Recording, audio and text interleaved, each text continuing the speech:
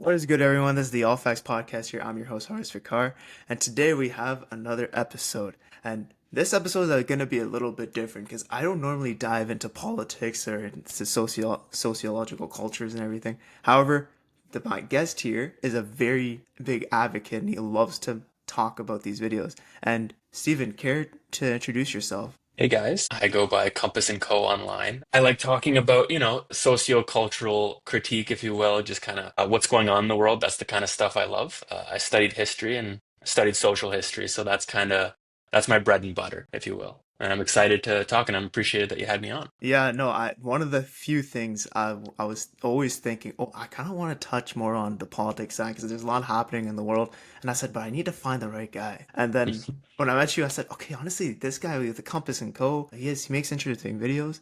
Let's have him on. Let's see what it can go on. So thank you for actually agreeing to be on this podcast. And yeah, I hope you're excited. I'm stoked. You're stoked. Yes, sir. Okay, so actually, for those who don't know, so yeah, Steven runs an online account called Compass and Co. And in that account, they or not they, it's just him. He really dives into different sorts of cultures relating back to in historical context. So he talks about how the Nazis kind of used culture to influence the people, how to really solve the housing crisis, that's going to actually come up probably later today. More so on this fact that we're socio-political issues, and I'm glad he's on this podcast. So honestly, Steven, now that we're talking about this, I kind of want to know your opinion. Like, what is really the biggest issue Canada really has right now in terms of socio-political issues? Issue. I mean, like, I guess if we're going broader, like America's the issue right now.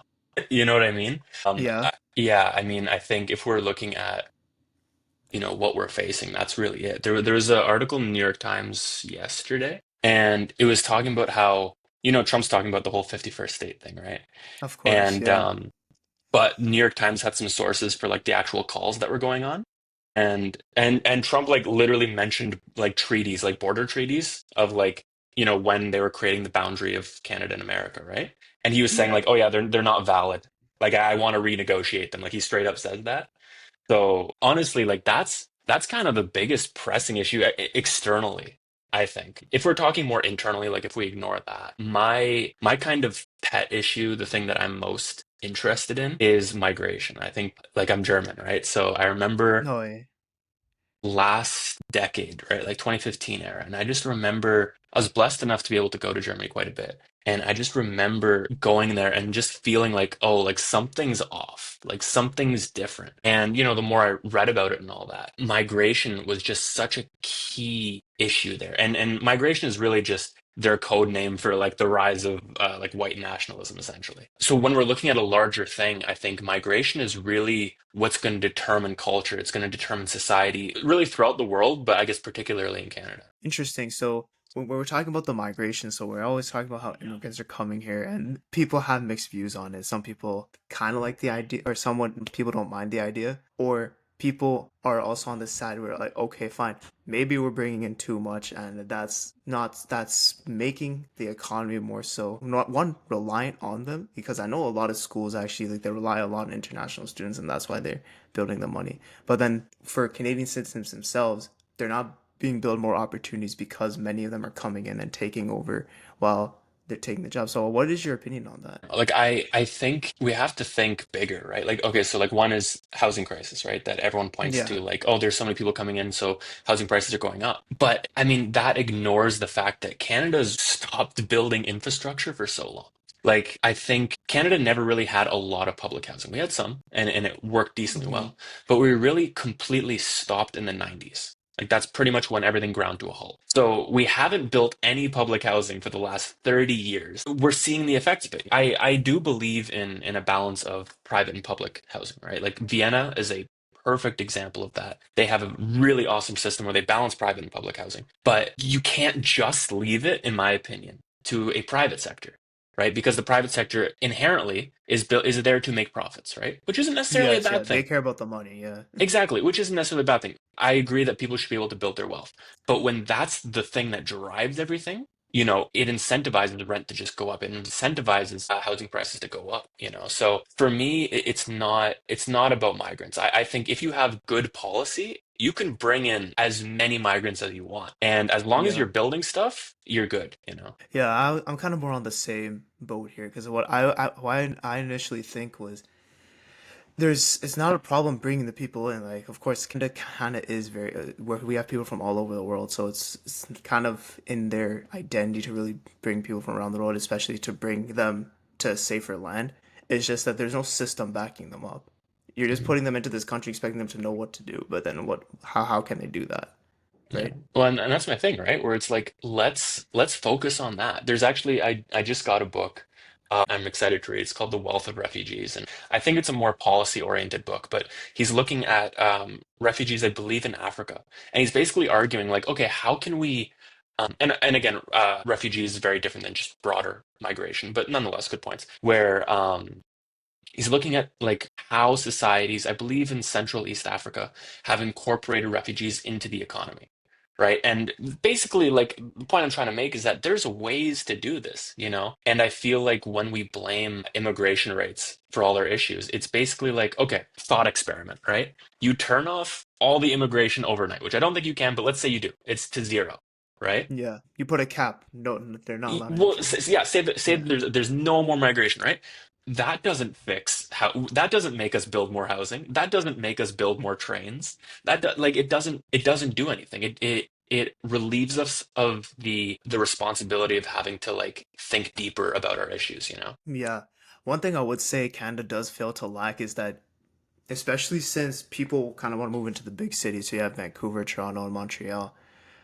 A lot of the development really is just there, and then that's where all the jobs are, infrastructure.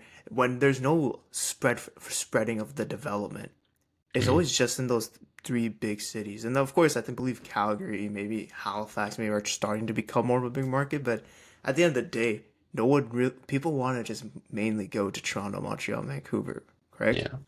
Well, I So think it's I int think the big thing, the big yeah, no, I'm just saying maybe a way to really do that is just to spread the development. And of course, Canada maybe has not been working much of it because I remember seeing this debate between like Justin Trudeau and Pierre Poilievre. They were in like the House of Commons. That was yeah. I think Pierre Poilievre said you plan to build this many houses and you only built this much. Like, what happened? And then Justin Trudeau completely dodged the question. He said, "No, no, no, that's not who we are. Wait, that's not who we are." And then he kept on asking him, "What did you do?" And then Justin Trudeau was just bodging. I don't remember how the whole conversation went. This was a while ago, actually. But would you think that we should just really spread the development and that way we can get possibly more housing and then possibly more of building more of the infrastructure for people to really use in Canada? I think that happens naturally, like especially with like work from home stuff now. Mm-hmm. If people can and they can find community, right? You're gonna move places, right? Think having if we're talking strictly housing, and this is outside, I'm not an economist, thank God, but like, it's out of my kind of realm. But nonetheless, like, I don't think having really high density spots rather than like a spread out is necessarily an issue. We just need better urban planning too. Like even when you look at kind of the dominant North American model of neighborhoods, right? It's all single family Right. housing. Yeah, so I don't think having kind of spots of density is necessarily an issue when it comes to like housing prices and all that. We just need to focus on Or just urban. spreading the development, yes. Or Yeah, urban because planning. to me, it's urban planning, right? Like when you look Yeah. at the dominant North American model, right? Everything's single family homes. And again, I'm not saying that we should completely get rid of single family homes. Like they have their place in a society, but we need to build higher density housing in general as well. Like again, going back to Germany, you look at it and it's not like obviously you have single family housing places, right? But a lot of it, because Europe is really just so small, like you have to kind of build up, right? So you have kind of duplexes, triplexes that are really, really nice. And that's the thing. I think that's the issue here is that, okay, so we've either got single family house, which is the most inefficient way to build things, and it's also the most expensive plot or like most expensive type of house, right? But then on the other hand, then you have condos, which are like, if you're going to have a family of like 3 or 4 people, like you're going to be crammed. So you're either Yeah. stuck with a space that you can't afford or a space that's not really going to give you, the most dignity you can. So like if we can find a middle ground where it's like, okay, it's 3, 4 stories high, but each apartment in there is like spacious. It's nice and roomy. And then from that, because there's higher density, you can build more parks, you can build, more grocery stores in neighborhoods. Like think about us. Like if you have to go somewhere, you have to drive. Because our neighborhoods are so spread out that you have to drive places. It doesn't make sense to be able to afford a bus system or public transport in general, you know? I really like it that you mentioned that because for the past year, I've always looked at urban planning and then I kind of look at Canada and saying like, yo, why are we lacking so hard on this? Especially since I've cousins in the USA, right? So I go down there, right? I Mm. thought like when I go down there, I get so not frustrated, but I'm literally so honestly amused by how everything really revolves around the automobile. Everything Mm. revolves around just driving. You have to go get it one tomato or one orange. You have to drive like probably 10 minutes to the nearest grocery store. Like, what is this? No, No, and so go, sorry. no, no, go ahead. I don't know. What are you saying? No, and again, like I was in Germany past summer, and like literally my small town of like what 20,000, like 20 to 50,000 somewhere in there, like a pretty small town. It has a train station that links it to the main like railway, so like you can get Yes. anywhere by public train. And again, it's different. Like again, it's a lot more compact. But again, like it's my big thing, like more than anything, I think my theme of this is just build infrastructure. Build infrastructure. You got to build infrastructure. No, that is true. However, I would probably say build infrastructure for more walkable Yeah. or bikeable in the sense because if you're looking at the Netherlands, they bike everywhere. Yeah. If we're more walkable communities, if we really, because I think one thing that has really made them lose infrastructure, especially since the '90s, is when Canada, or especially I'm talking about in Toronto's case here, because I was born and raised there, right? When I see the older architecture, right? This was made in maybe the '50s or '70s, '60s or '70s. I see a completely different story because I see it's a suburb, but it's a suburb that is very walkable Hmm. and it's not a lot of cars and zoning issues aren't the same as if you were to look at modern suburbia Yeah. or modern suburbia like pre 1990 post 1990. Hmm. And I think that's probably what stopped the infrastructure because of number one, it was zoning laws, which I think they made it change so that you need bigger space for more people. And then another way is they really revolved around the automobile. They're making the roads wider. The cars people are buying, of course, they're buying more cars because the roads are getting wider. This development is very spread out. So I think a big thing that Canada honestly I should at least focus on maybe is the public transit system. Just you said just like in Germany, the small town has a train that's connected to the train tracks and the train development. And I saw this, I think everyone kind of knows around this. The TTC has been the same. It's been the same since 2002. Literally. Since 2002. Hmm. I saw Paris, France. Paris, France in 2002, they had a couple of the trains and everything. And then in 2020, I believe it was 2021, they made it so they worked on it very well to the point where the train can go through every point in the city and it can go to other parts of France with ease. I'll do you one better. Like in the last decade, and again, it's different government structure and all that. China has built entire metro systems that have like 10 times the stops of the TTC in 10 years. Like, and again, like Yeah, it's central planned, it's easier to push things through, et cetera, et cetera. But like this that kind of goes to our point, right? Where it's like you can do this. You just need the will to do it. You can build stuff in quick periods of time. you know what I would say to that? Canada does have a productivity issue. As in, Canada, really, a lot of the worker, or you can say a lot of the workers either. So, for example, if we're talking about construction specifically, it's all under the union. It's all under Mm, the union. And every project they take, doesn't matter how long it takes them for them to finish, it doesn't matter. They're getting paid. The mm. workers are getting paid because they're under the union. So that's maybe what the government should really focus on is to really build on projects and then put a set date saying, okay, we want to get this done by this time, Mm. and let's completely do this. Unfortunately, I don't. Is the union privatized? I'm not sure. I mean, you're out of my realm. Okay, I'm not sure about that. Yeah, I'm not really too sure about that. How I think maybe we could possibly more enforce. I'm just talking mainly on the basics sense. If projects or construction projects were finished, let's say, within the time they should be finished, rather than just them delaying it because the workers are kind of not lazy, but they just work a little bit because they're just getting the paycheck. If we possibly focus more on the productivity, especially since this is actually, I'm going to a different sector here. Believe Canada has one of the world's like best education system because a lot of people come to the universities here, right, to Yeah. study and to get that education.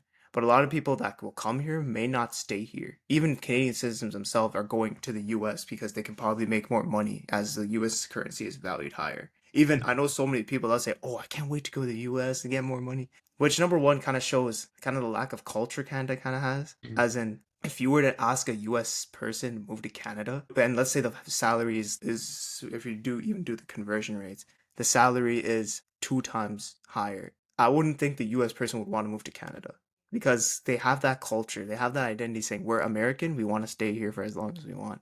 Mhm. Canada, I'm not sure. I don't really think. I think has kind of lost that effect, which I'll get to actually in a later point. But the point I was trying to make here is maybe if there are certain laws, or at least for the construction projects, we can probably work on these, make these construction projects finish earlier than later, then we can have a higher productivity rate. And then from a higher productivity rate, then we'd be able to build houses. We'd be able to build houses. We'd be able to build at least the train system, or at least enhance it, right? Yeah, I don't think it's the workers that are lazy. I think it's the CEOs that are lazy, man. Like they're very good at project managing. And I'm not saying that like that doesn't have a place, but like when you look at like the 70s and you look at the worker to CEO pay, and then you look at the same thing today.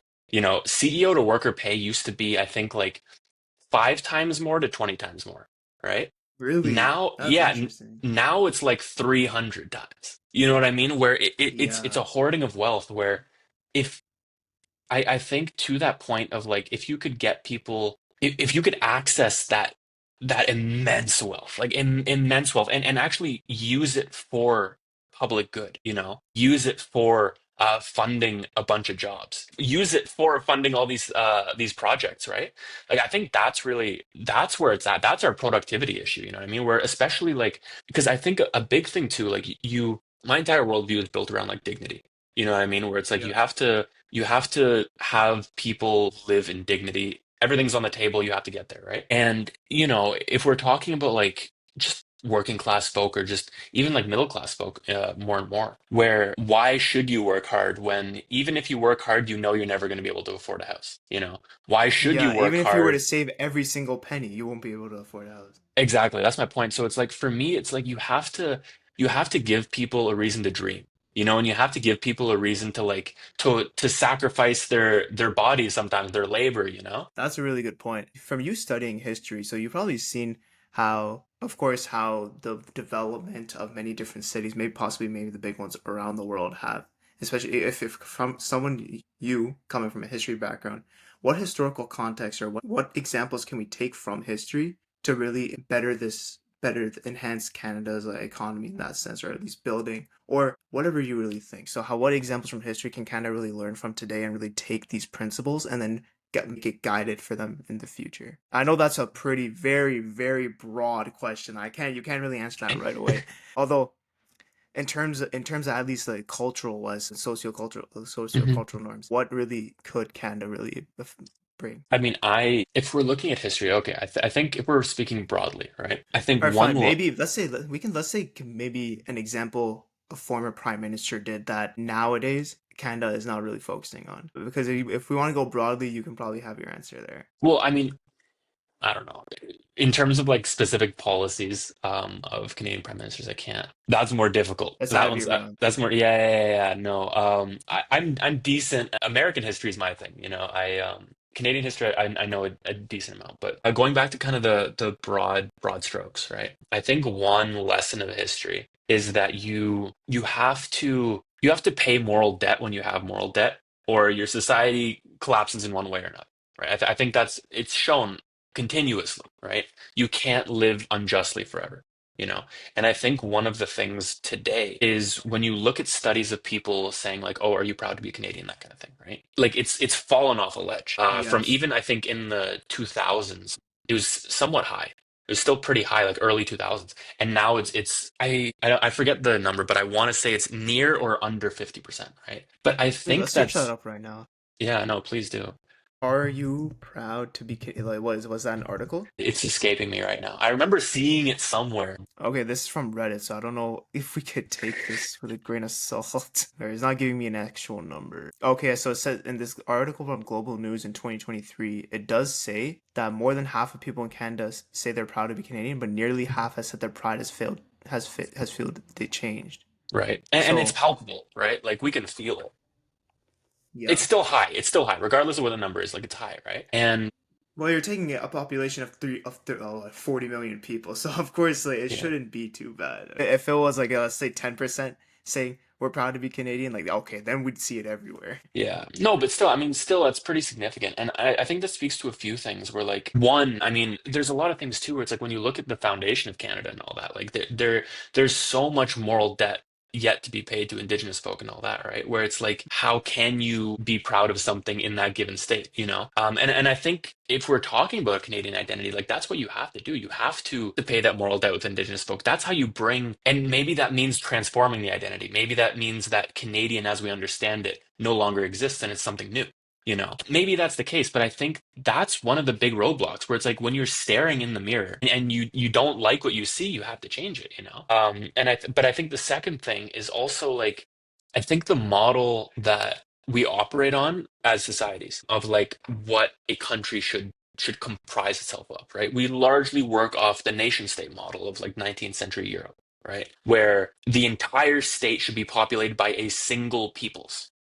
And like I said, that's been the prevailing model for the last 200-ish years, but it doesn't work anymore, I don't think. That's not to say that identity becomes this completely fluid thing and there's no realness to identity. I do think there is some. But globalization has enabled people to move at such a rapid speed that places that are the kind of the centers of learning, like we were talking about the universities, centers of wealth that people want to move to and actively will move to, right? It complicates the issue of a nation state, you know, where it's harder to, and it's actually, I'm starting to ramble, but No, continue.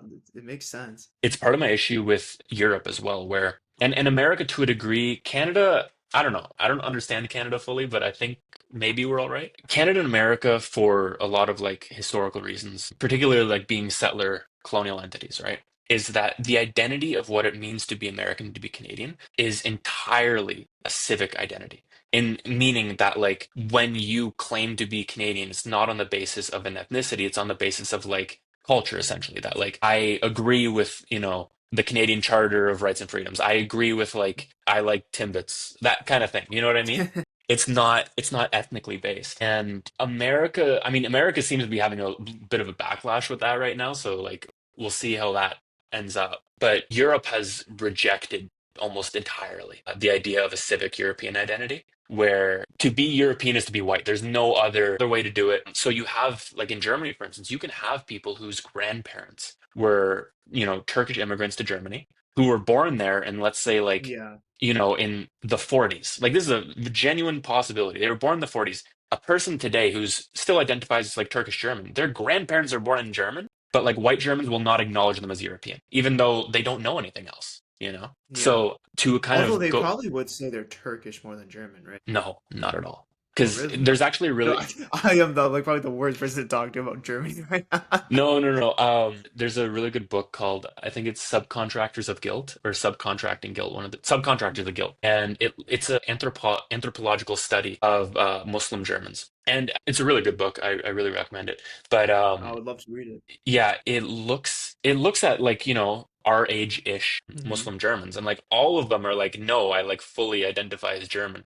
It's just white Germans deny them that. And something that does happen though is that, you know, because again, continental Europe is incredibly exclusionary, and especially if you can't speak the language, you can't, you know, watch their news, you don't really get a sense of it. But it's like it's insane. It's so insane the kind of rhetoric they use, the way that they look at marginalized communities is beyond what you'd imagine. And so something that does happen is that okay, white Germans continuously tell, let's say, for instance, Turkish Germans, that like, oh no, you're not fully German. There's a word that's very commonly used in German. It's called Ausländer, and in news, it's typically translated as foreigner.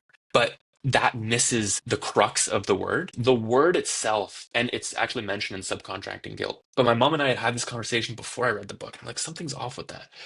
The word itself has a deeper connotation to it, and it has a certain tone that you use it, that the better translation is unassimilable alien. That like you're just something completely different. You have no possibility of becoming German. And the anthropologist ties it back to the Lutheran um, theological point of non-convertibility of Jews. That Martin Luther, when he did his Reformation, he was a rabid anti-Semite, and he did not believe that Jews could be converted to Christianity. And she argues that the idea of Ausländer has its roots in that. So what'll happen? They're labeled Ausländer. They're constantly othered from society, so they don't like they'll stick to communities very strongly, as all communities do when facing kind of an oppression, right?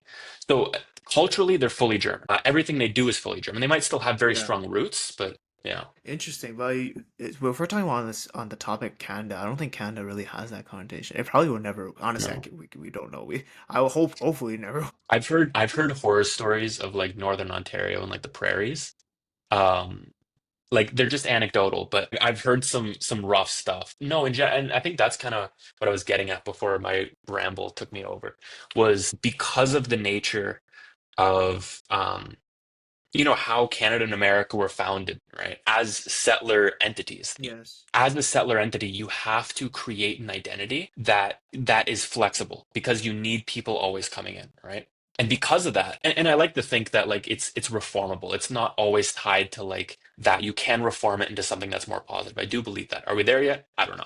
But because of that, I think Canadian and American identity are very flexible, and that like really everybody can become that. And what's really interesting, there's another book highly recommend, Euro Whiteness by Hans Kundnani. He's a British journalist, and he was talking about how this issue of like really rigid boundaries of identity, we take them today as like kind of for granted, of like that's just how identity works. You're either this or you're that, right? But he mentions like this is a very modern concept. Like this didn't like when you look at pre-Enlightenment thinking, really, right? And I like the Enlightenment, but there's some bad things that came out of it. When you look at Enlightenment thinking was all about, okay, we have this breakthrough of like scientific method, and like science is really telling us things that we'd never imagined before.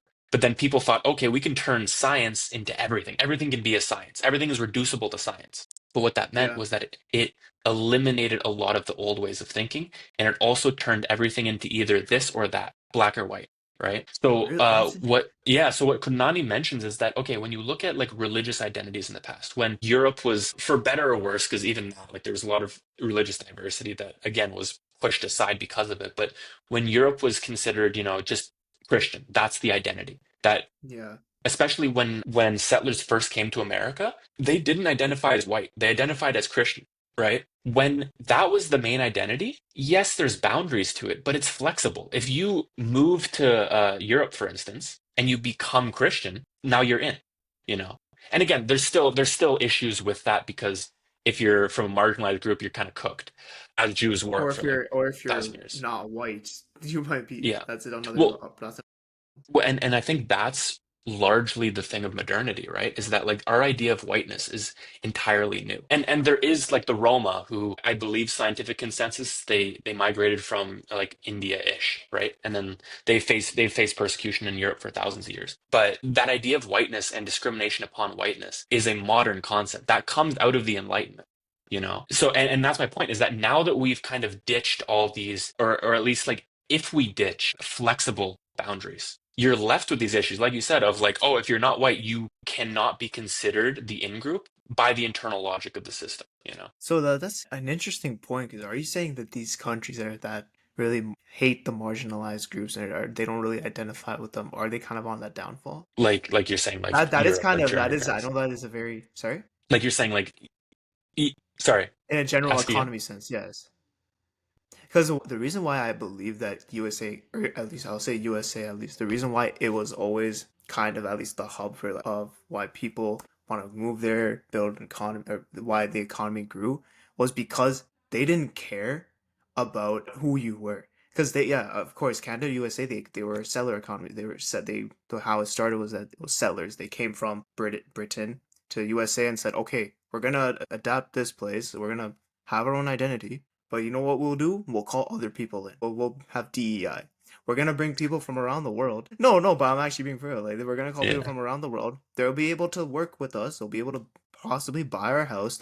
They can call themselves American citizens by this Yeah. time. And I think over time, what ended up happening was that they became a global superpower. And I believe in World War One, I believe in World War. I forgot. I forgot the stat, but it was like I think it was like 50% of their soldiers were not in America for like 100 years before that. Yeah.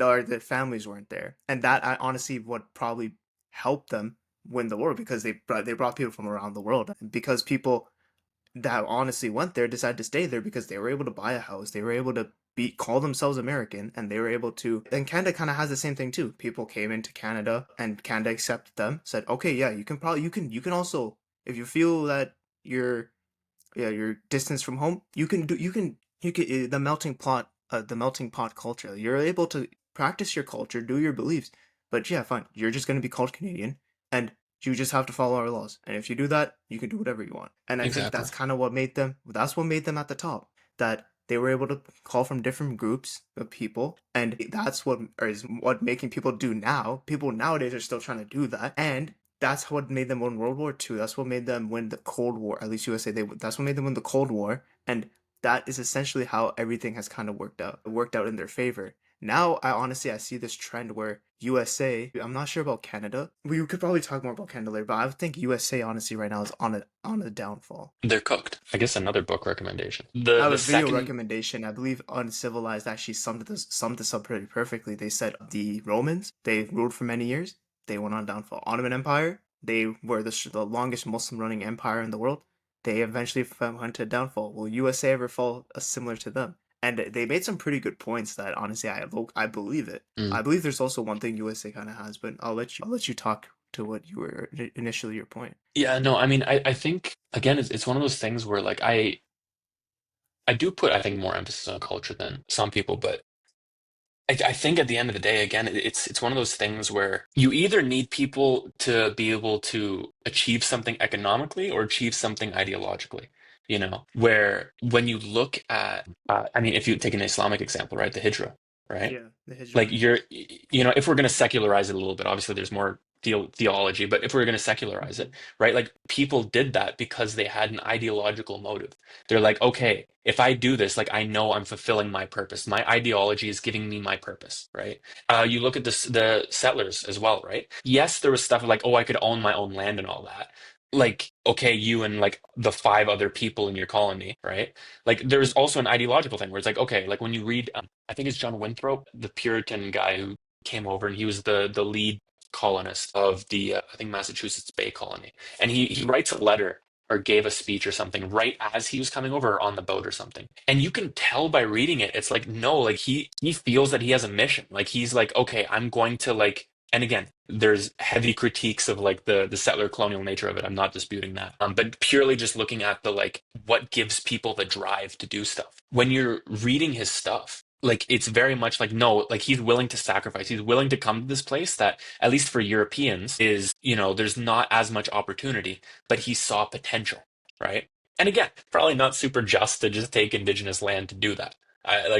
No Yeah, debate yeah, on that. But he had reason to believe there was potential for his ideological project. Same thing with like when we look at economy and stuff, right? People need to feel that there's potential for them to, you know, build their family's wealth.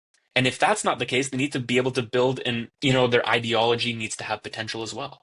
And I think with America now, it's just like you have neither, like really. And the only, like when you look at like Democrats, and it's like since Bernie Sanders, who's given you anything to dream about? Like no one has given you anything to dream about. It's just kind of same with Trudeau here. Like there's nothing to dream about. It's just kind of like, oh well, like we're doing okay actually. And then all the people are like, no, we're actually not doing okay. Like we're actually yeah, suffering pretty badly. Like you need to give people something to dream about. So in the States, like I said, okay, you've got nothing to dream about. The only person who's giving anybody anything to dream about is Trump. And he's doing it for the worst reasons. Like, and this is kind of what I was getting back to, is that I think what you see now is a continuation of American history. The book is Manisha Sinha, The Second American Republic. And what she argues is that with a lot of the rhetoric about Trump and the potential coup that he's doing, we'll see, like, could be. A lot of the talking points of like opposition is like, oh, this is an unprecedented thing in American history. Even January 6th, like, oh, this is not unprecedented thing. Like, he's trying to overturn democracy, et cetera, et cetera. But what she says in the book, she's like, it's not unprecedented. You look at after the Civil War, right? After the Civil War in the South, Black men were given the right to vote. That is the largest enfranchisement of anybody in American history. Like it was such a radical idea at the time and came out to vote in significant numbers. But within 10, 15 years, democracy was completely overthrown. And it was a one-party rule for 100 years, 90 years ish, where the only people who ever got elected in the South were Democrats, which today's Republican Party, but Democrats were the Yeah. only people ever elected because Black people were stripped of the vote. In that process of being overthrown, like there was one case in the book I remember where there was a Black state senator, I believe, or something like that, and he was in the building, Yeah. and there was a bunch of other like Black activists who were in the building. The Ku Klux Klan shows up with a bunch of other people. It's not just the Klan, right? It's also people who were Democratic Party like people. They were donors to the Democratic Party. They were all this. They all showed up and Really? they all had rifles. They showed up with a cannon and they let the women and children leave and then they just blew up the building, shot everybody in it. America, they overthrew democracy in the South. And it was done on the basis of a racial hatred. And I think there's a lot of stuff that's happening in the States. I'm not saying it's just one dimensional, but again, sociocultural is my kind of lane. And I think that's the tradition that is happening. That's what's happening is that it's W.E.B. Du Bois has this idea of like the wages of whiteness, right? That like if the way that whiteness works is that you tell, the poor white guy that like, hey, you're not going to have money, but I'm going to give you social power so that you're on the top of the social hierarchy. You're not on the top of the economic hierarchy, but you get that. And I think that's what's happening there. It's the revulsions of empire. It's a sick empire that's vomiting up the worst parts of its history. It's actually crazy how you mentioned that because I do think one of the reasons why USA kind of is, or we could say, let's say, downfall, is the lack of hard and soft power. The lack of hard and soft power meaning that you do have a lot of these marginalized groups, or at least not marginalized, these minorities that disagree with what the government wants, or they want something, they want to bring something to believe in, right? And Mhm. the lack of hard power meaning that there isn't necessarily a a I'm trying to process my thoughts here because what the video was talking about is that the lack of hard power is that there's always this Democrat versus Republican, and what it kind of got to the point where either what's the state is either one or the other. There isn't really any form of unity. It's really just there's one state or the other, and if one state or if one person is really a Democrat in one state and he's a Republican in another state, then they don't really want to associate with these people. And Mhm. I think now maybe we're seeing more of a trend as in it's kind of getting unified together, but not really in the same way. Is either the lack of soft power. Let's say what's happening in Gaza right now, right? You're seeing all the protests happening there and the encampments happening there. What the thing really is that the people of the minority or the people that really support that or the support Gaza and say, oh no, what the other side doing is wrong. They'll be out here trying their best to make sure the government sees their voice and says, "Hey, this is wrong. Why aren't you doing anything about it?"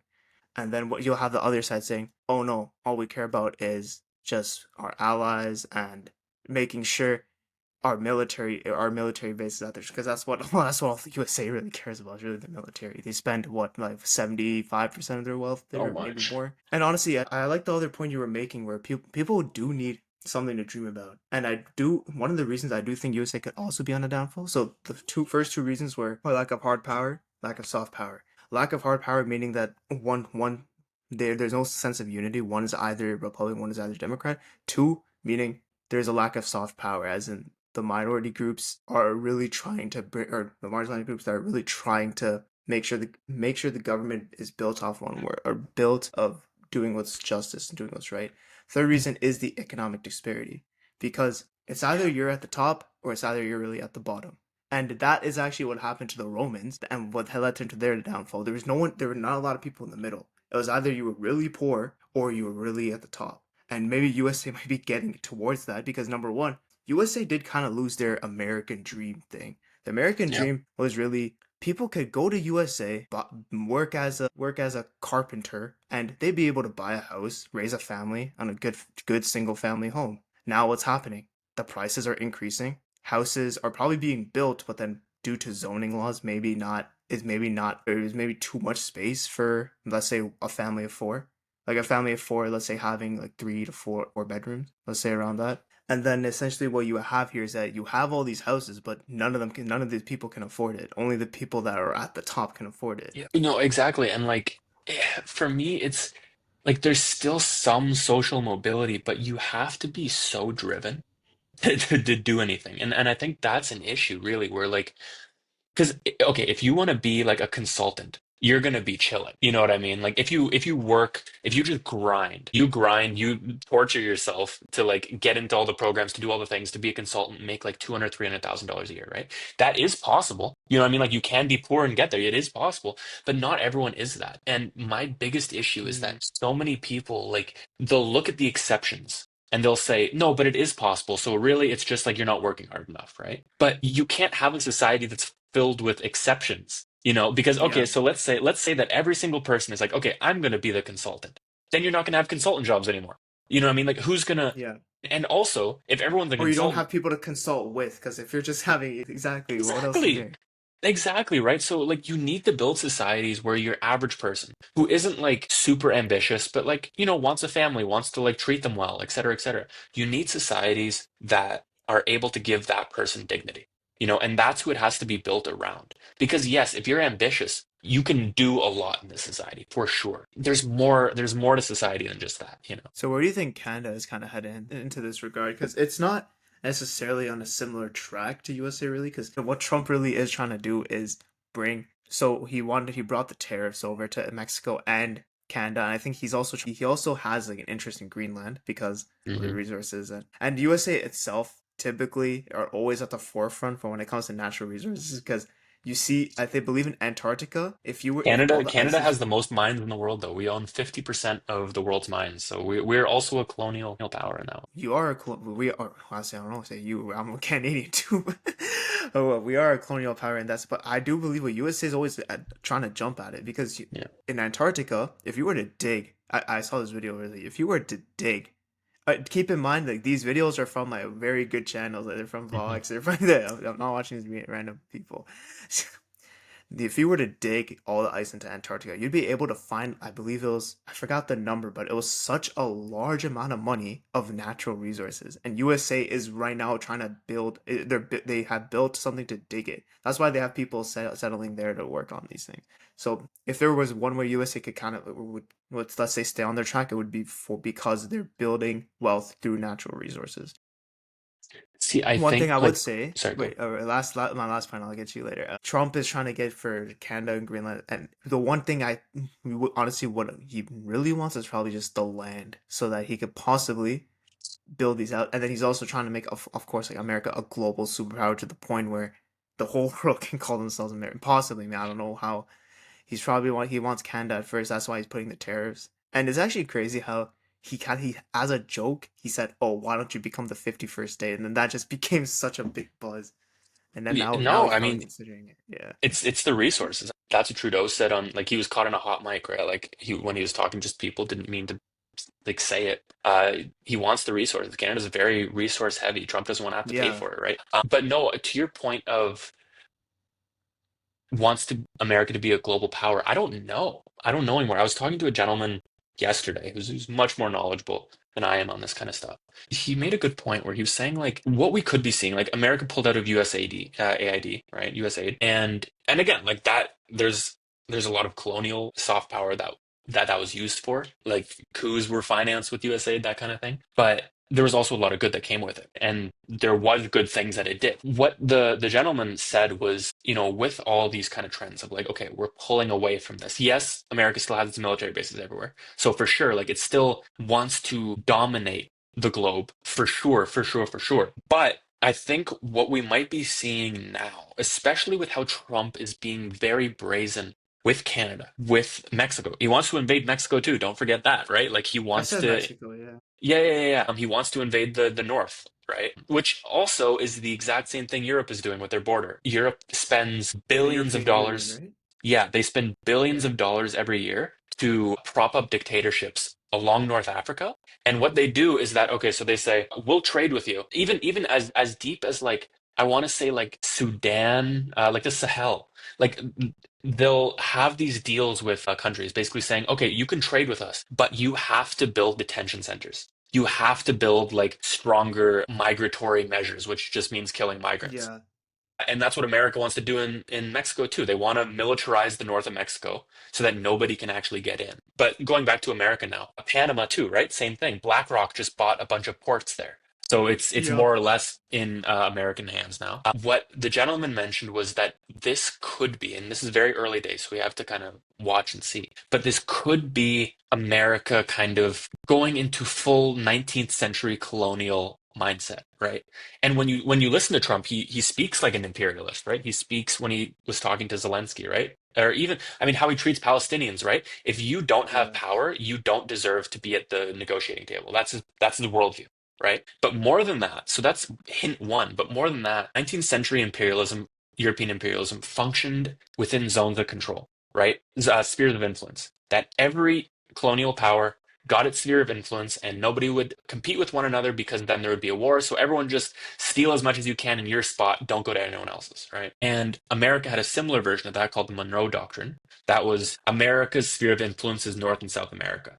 That like it has monopoly of power over that. It's why they've been trying to crush Cuba for the last like 70 years is because they went against that, and that's a no-no for America. So America gets that. Russia gets Eastern Europe. Israel gets the Middle East. Like everyone's being blocked into these zones of interest that maybe America could be removing itself a little bit from the rest of the world, other than the military bases. But everything else, all the other funding in the rest of the world gets pulled back, and everything is focused on North and South America. So I think that's a very big possibility as well. You would you say again back to our like original Canada. question? How is Canada? Where is Canada headed in this regard? Apologies. See, this is what happens when I rant. I just go, where's Canada? No, no, no. It's not apologies. No, those are valid points. I'm just saying. Yeah. So all the principles we're talking about, all the socioeconomical barriers we're talking about. Like, what is Canada essentially right now at this point? So we talked about number one, urban planning. We talked about hmm two, we need to spread infrastructure or build at least help the infrastructure. Two, or make laws to make infrastructure better. Or three, well, what was the last? Was what one thing I was passionate about. I'm blanking too, man. I'm sorry. No, no, no. Wait. Let's retrace our steps. So number one was the urban planning. Two was the regulating certain laws for Identity? Is spreading that it? infrastructure. Identity was one thing. I think. Oh, we're kind of on the same track. Oh yeah, it was a lack of culture, or a lack of Canadian, or lack of the people, lack of productivity. That was the one I was referring to. Yeah, now we can talk about. So yeah, from all the topics we've covered on this, where is Canada kind of headed towards, in your opinion? I mean, it really depends on like it depends on what kind of America we have, right? Because if America genuinely is trying to like redraw borders, you know, I mean that puts us in a completely, I mean it's uncharted territory. We're put in a completely new spot. Not just, I mean also culturally, right? Like look at the amount of unity amongst Canadians now is insane. Like it's Hey, I've hey, after the Four Nations game, yeah, everyone was so happy to be Canadian.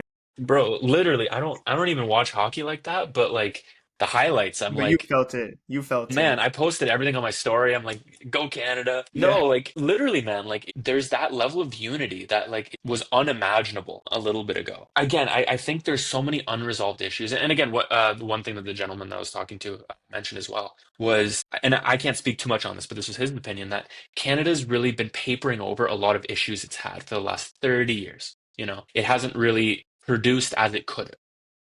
Yeah. And now this has really thrown a wrench in that, or not thrown a wrench, but like started a fire that like we actually have to pay attention. We have to actually build up our stuff. We have to be self-reliant to a degree. I think one thing in Canadian society, or I guess Canadian economy, is I do think we're going to see a big push to diversify from American imports and exports. Right? Is that like if we're kind of at this point now where And that's, we can't tell what kind of neighbor we're going to have. If it's going to switch every 4 years, we have to diversify. We can't like if the switch every 4 years is so drastic, we have to do something else. That's actually an interesting point you mentioned because I was talking to my coworker yesterday, and he moved to Canada from the USA. He's American. He's lived there for 20 plus years, and he says he hates USA and everything. He says very funny. Yeah, if you were to talk to him, everything you'd like about USA would be gone second right there because he's been there. One thing he said he really hated, he thought Canada should really improve,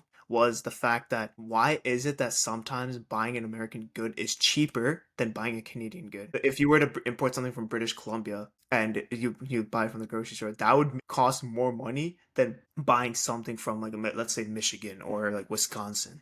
And he said that's one. And he said, "Well, why should we really do that when we should really focus more on just buying Canadian products?" Actually, another thing, what on this trend recently from, of course, we know about the tariffs, right? And now people are saying, "Oh, let's only buy Canadian. Let's only buy Canadian." I think Canada kind of honestly put themselves in their own mess because we should have done that anyways. Like we should Mhm. have found ways to really help all of Canada to really, or at least for importing and exporting goods, we'd be able to be in a much better state and not be so reliant on USA to the point when the tariffs would happen, Canada would have been on a better state. But now that let's say we're in this state, right? What we really should do is honestly build this a chain, especially from let's say if you're buying something from British Columbia versus you're buying something from USA. The British Columbia should be cheaper and it should be more reliant. That you don't have to rely too much, especially if you're buying something from USA. That will be Enough. Like I think intuitively, yeah. I don't know how to drop prices like that. To be honest, I don't have a real opinion. Like I mean, yeah. I think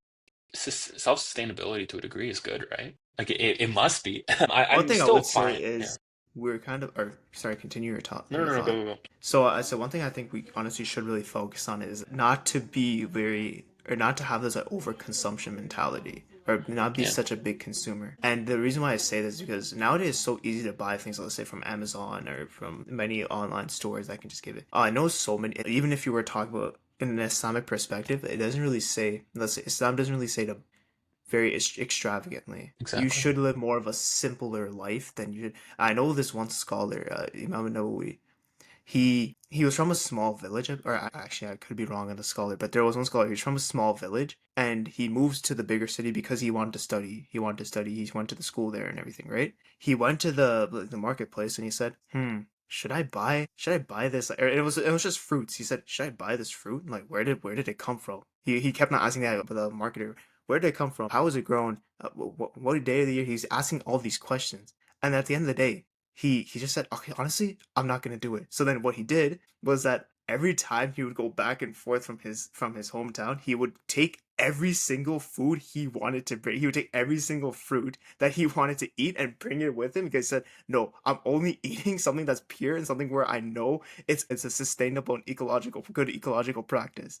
I mean, I'll take you one further. Imam Ali, when he becomes caliph, like, what does he do? Mass reforms, mass land reform, like Oh, mass facts. financial reform. You know what I mean? Like, it's. I completely agree that like sustainability is at the core of like everything, man. Sustainability is at the core of everything. It's not just economic or like sustainability of the environment. That's super super important. I'm not downplaying that, but like sustainability in everything, where it's like you said, everything we do is just consume, consume, consume. But it's like you don't really like you don't have to. You Like don't have to, and you honestly, don't sometimes you have don't to. even know.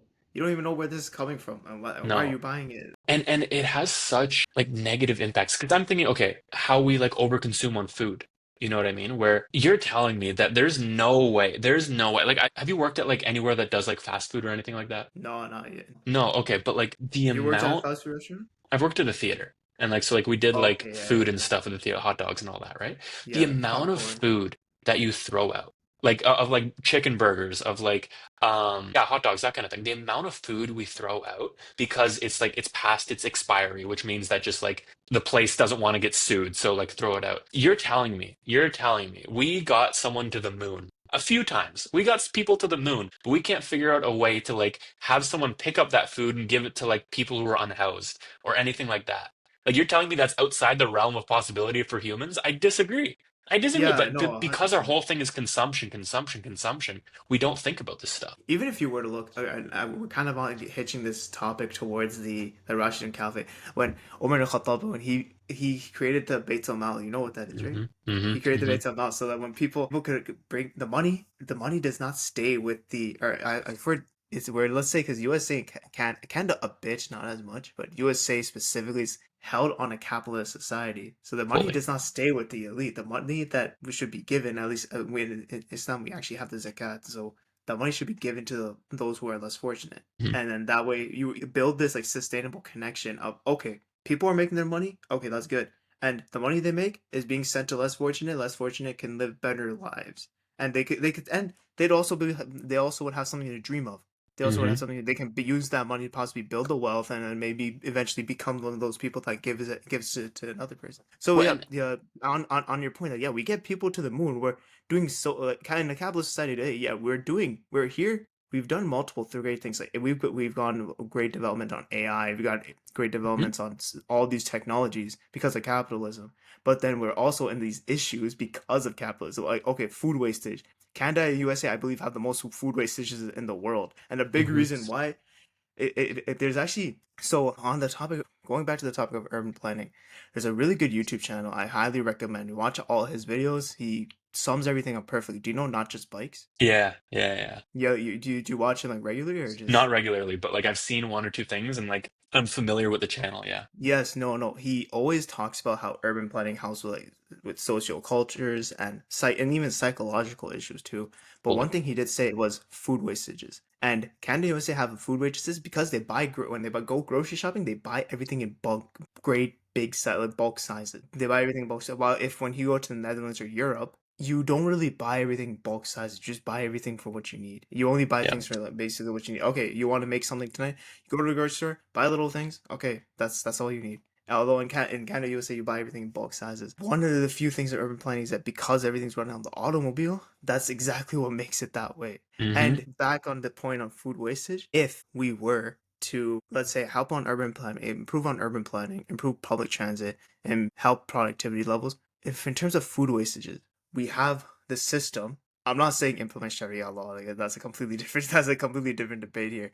We have a system where we can make the people who make a lot of money, people in the higher class or higher socioeconomic class, to really give their money to those who are less fortunate, and that way you have this sustainable chain where everyone in society is kind of doing their part. Yeah. Well, Unfortunately, now we're at this like, yeah, economic disparity, like we mentioned, where you're either at the top or you're either at the bottom. There's no in between. exactly, right? And like a core teaching of Islam, core teaching is that you do not have a right over all your money. Like you don't. That Like is as facts. right, like the poor have a right to a percentage of your money, irrespective, Yeah, right? And that's an obligation. That's not even the like stuff to improve your that's a piety, right? If you really pillar. want to get closer to God, right? You have to do that.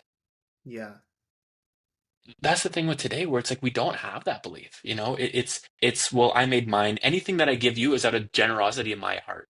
And it's like no, like you going back, I'm going back to Ali, right? You either have brothers in religion or you have brothers in humanity, right? And like you have to look out for people. Like it's just it's I think it's part yeah. of human nature. And like the more we ignore that, the more it's to our peril because it just creates us into these isolated bubbles. Going back to urban planning, right? We have our urban planning is fully built around the idea that you shouldn't know your neighbors. You know what I mean? Like it's Yes, just no, that's literally. you have your little universe, you exist in that universe, you have no idea what's going on around you, you have no community, you have no like you have a playground that's like 2 kilometers away, sure. But like there's no But no place for one cares people. to go. No one cares to go. No one cares to go. And that's the unfortunate thing. And I think that's why like really like being part of a community is really such a radical action in the way that No, no, like it's literally a need in life. I'm not gonna lie. A human needs it. 100%. And when that's what I'm saying, right? Is that when we live in like this hyper individualistic society, right? And I'm not saying that every individualistic society is necessarily bad, right? There's ways that it can be different, but I know ours is not working. You know, we need to implement more community stuff. We need to see each other more, you know, we We need to need to take more have care a of each other. collective environment, especially we work with Exactly. others. So we need more of a collective environment to, let's say, if you were raising kids, You can have a collective environment, raise your kids. If you're, what else? There's many situations where you can just say, oh yeah, we need a more of a collective. If someone needs help, rate or let's say raising money for like for to pay off this thing, help those who have money, help them. It's Literally. such a simple thing. Like if someone can't afford to, let's say, afford a funeral for like a lost one that they just received, they can't afford the burial. They can't afford. Yeah, community should help them for that. The people in the community should Literally. help them. If you have, and like that's my thing is that I have nothing against people who want to build their family's wealth. You know what I mean? Yeah. Build your wealth, enjoy your wealth, but and this is again something that we've lost in our society is that with wealth comes responsibility. Is that like you Yes. might not even want to be wealthy because the more money you have, the more responsibility you have. And we need to adopt that Yes. because use your money for good. If you have money, enjoy your life. If you worked hard, enjoy your life, have your cottage, go on Yeah. a bunch of Go to vacations, trips. Yeah, exactly. do your thing, but you have to give back with that money or you're just selfish at the end of the Yes. day. That's why. Yeah, it's great that how you mentioned it. And it's a core principle is that you're not all responsible for your money. Money doesn't technically belong to you. First, it belongs, of course, with Allah subhanahu wa ta'ala. It belongs with the Lord. Mhm. But you also have a large responsibility with it. Not necessarily that, okay, yeah, of course good to enjoy your life. Of course, help your family and everything. All of that you can say comes first. But let's say you do have excessive or not excessive amount, you just have a good enough, you're able to live a comfortable lifestyle. Those who also want to live a comfortable lifestyle, that's where the generosity comes in. Like, okay, help them with that. And then of course you have the zakat rule, which is 2.5%. I forgot which khalifa it was. I believe there was a ruler back in the day where he built the society, so he made such the society where there was such a sustainable practice where no one needed zakat, like no one needed the zakat. Mm. It's actually crazy. I forgot which one it was. I have to look back into my readings for I that. think it's a Umayyad Caliph, I think. I It sounds believe it was one of propaganda, those. but nonetheless, they did something good. Yeah. No. Yeah. I know. I believe it was. I believe it was in that reign. It was in that reign, but it was one person that specifically made such the environment such a very sustainable environment where money came in, it was given to like every. It was a right to be given for every single person, And, and and like whether or not that's like that was a true thing that happened in history, you know what I mean? Nonetheless, like it's something that we should aspire towards. Like any given aspire person towards. doesn't, Yeah, it doesn't matter like your creed, your faith, et cetera, et I cetera. think I Like think I think what we're talking about is like, oh no, we need to implement the Sharia law and no, bring the caliphate back. I think well, what we really should do, of course, I'll get back to you. You can talk. We should really just bring just a couple of these principles that we know will work in the past, and we know it will yeah. help society, and that's just what Canada really should do at this point. Especially since now USA is kind of they're not becoming a fallen ally. It's just that because the tariffs are Yeah. coming and then the goods are everything's becoming expensive. They should really help everyone in Canada should help each other. And like Get back to your point. no, to your point of like Islamic law and like Islam and all that. I mean, like, but like, it's not an Islamic like if you're Christian, like your faith is telling you the same thing. You know what I mean? If you're Jewish, Oh yeah, your faith 100%. is telling Yeah, you the we all same have thing. that. You're sick, like that's my thing is, and I think this kind of gets to another point that I've been thinking about lately of I feel like organized religion, generally speaking, like regardless of the community, needs to re-engage in like social issues, right? Like if we're looking at the Abrahamic tradition in general, right? The Abrahamic tradition is every prophet is an activist. Every single prophet is an activist. Yeah, I You know remember what I that mean? quote. See. Yeah, like Martin Luther King Jr. too, in his letter from Birmingham jail, which is one of his most famous ones, right? Everyone always talks about it, but like, what's he actually saying in it? And what's he saying, at least near the end part, is that he's looking at the fact that religion isn't as popular for young people anymore, right?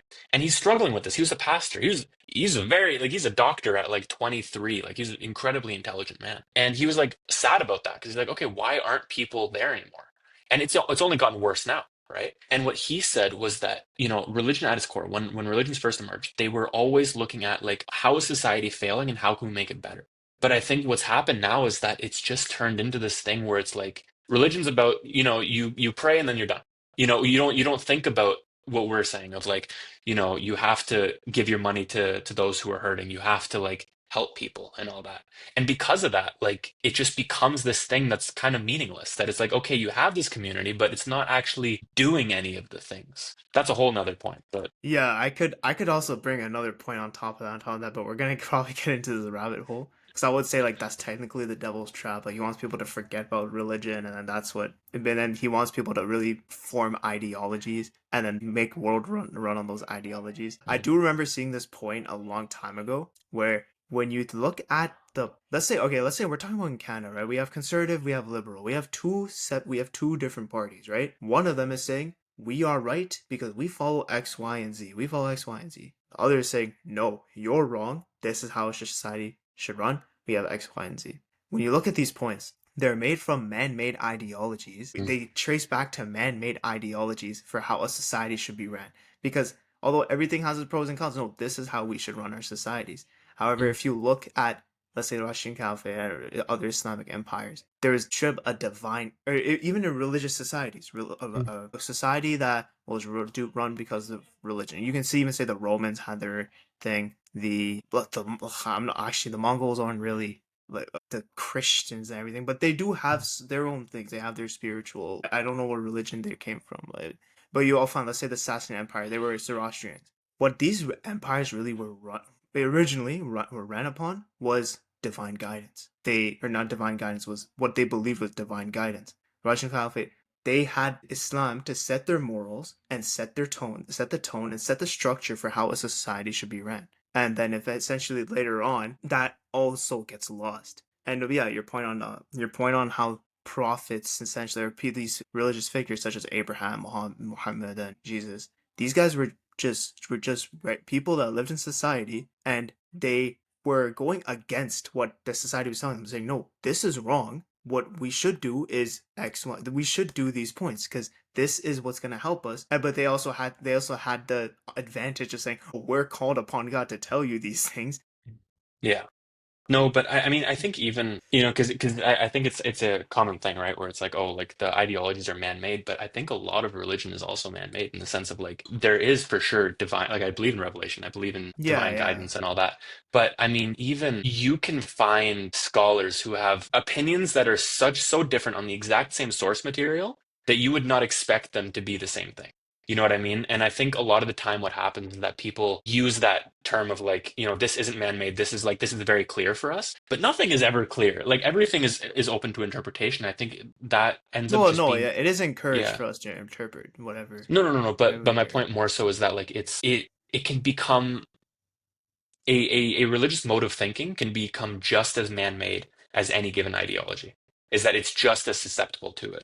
Yeah. I think the point I was gonna make, I believe I commented that on your video too, is that when Yeah. people think of these they just think that they were just there, people were just kind of gullible, and and then whatever happened was that it worked out for them They because got they had God tricked. about this. They got tricked into this, but no, Yeah. what people fail to understand is that these people were just like us. They were living in society, and they just went against what the rulers' identity was, what the rulers are trying to bring into the people's identity and the policies. This is not right because, or fine, let's say the king had slaves and he tortured them every day. These religious figures will come and say, no, these slaves also have a right. They have a right to live. They have a right to live day to day by basis, and they don't belong to you. They don't belong to you just because you're a king. Because you're a king, you have responsibility over the people, and they have a responsibility over you. Mm. You see a lot of modern, or not a modern ideology, but you see a lot of modern structure into when you look into these religious figures' lives. Okay, Yeah. they just went against what the king or what the authorities were doing, which is a very interesting topic. So really, we can go through like how each prophet kind of went through their own trials and tribulations. No, I think moral of the story, I mean, even going back to like our situation in Canada, right? Like I think at the end of the day, it's just you have to, because I think it's something that you hear a lot is that whenever you kind of criticize something or you criticize XYZ, everyone will always say like, "Oh, but like look at this country. Like this is so much worse," you know? Yeah. And my thing has always been like, man, if you're in therapy and your therapist is telling you like, "Hey, these are some things you got to work on," that like is really And holding you you say back. someone else. And yeah, you start saying, well, actually, I did this. Actually, I was that good. You're not getting anywhere. You know what I mean? And I think Yeah. that's the story of humanity. The story of humanity is always about like reflect from the lessons of the past, and I think what's so unfortunate is that it's a lot of the people who are claiming they want to go back to like traditional ways of life, XYZ.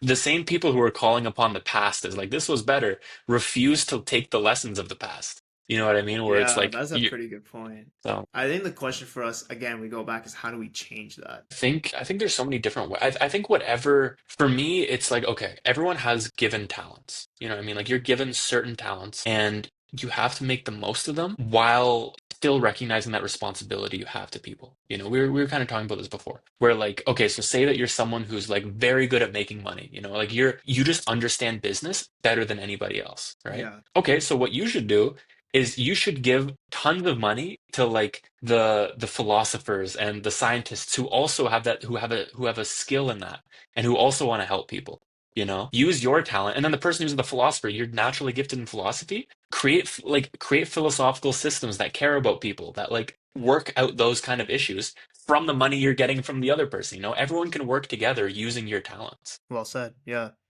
Especially since let's say we're going towards like a digital environment now, especially that every country's adapting to that.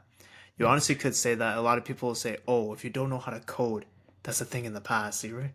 Although, fine, sure, that could be true, but at the same time, not everyone has that talent to really just pick that up. Like, everyone has different certain talents. Some people like the social sciences. Some people do not like the social sciences. Exactly. Some people like the code. Some people don't like the code. What we really should probably emphasize on is how to really foster each talent so that society can become better. So Yeah. you said if someone knows how to make money, they can use that money to help the philosopher teachers and everything. And then if someone, let's say, is really good at, or let's say someone's good at software things, he's completely out of the norm for that.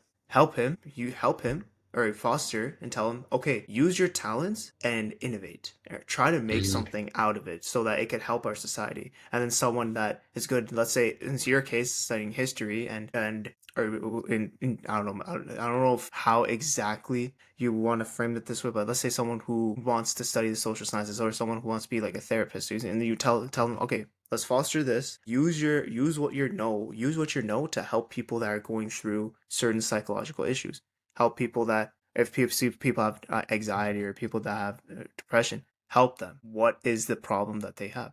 Of course, it's kind of easier said than done, Yeah, but I think you get my overall point where everyone has different talents. What we really should do is just learn how to foster each talent to use for good use of our society. I agree. You know, No, yeah, right. I think it's just access, right? Like another issue that we have really like across the West, but I know America, Canada for sure, is that like our tax system kind of sucks in the sense of like we're at a point now where interesting. there's so many laws that pretty much what happens is that the wealthiest people, whether they're corporations, whether they're like just individual billionaires, right? They can fund people who lobby on behalf of them in order to make laws so that there's loopholes for everything. You know, if you do your taxes yourself versus if you get an accountant to do your taxes, it is wildly different. Like there's so Yup. much stuff that is completely inaccessible to the average person that only people with money can get access to. So basically, functionally, we have a system that if you make more, you spend less on taxes. And if the people who have the most give the least amount of money, like proportionately, Yeah. of course our universities are failing. Of course our healthcare is failing. Of course we don't build public transportation. We don't like we need people to be willing to like give what you have to make everyone better. That is actually a really good point because I've spoken to like an accountant before, and he said I asked him like, oh, do you know like ways to like finesse the system? Oh yeah, you probably know some ways to like get some more money for yourself, get money from the not IRS, but like, getting money from the tax agency and stuff. And then he said, yeah, that honestly works for only rich people. It doesn't work for the average person.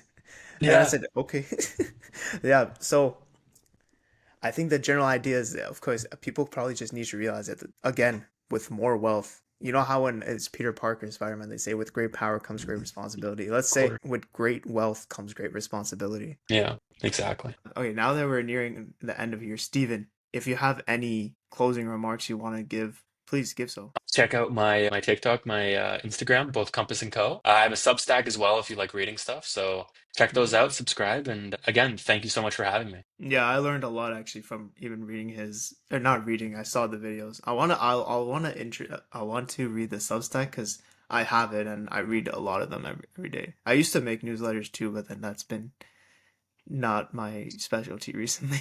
Although no, are they're mainly about like socio-political norms, right? Or sociocultural and Substack or videos?